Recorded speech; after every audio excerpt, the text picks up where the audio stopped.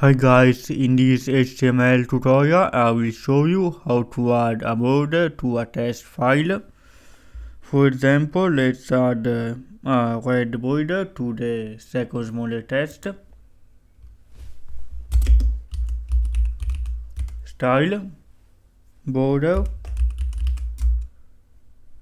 the size is in pixel, for example 4 pixel. The color,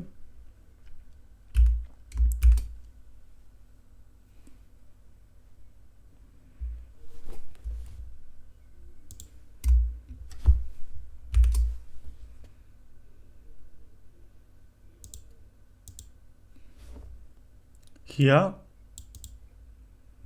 the border, open is header, style, border, the size in pixel, ps, the name of the color, semicolon, close and also close.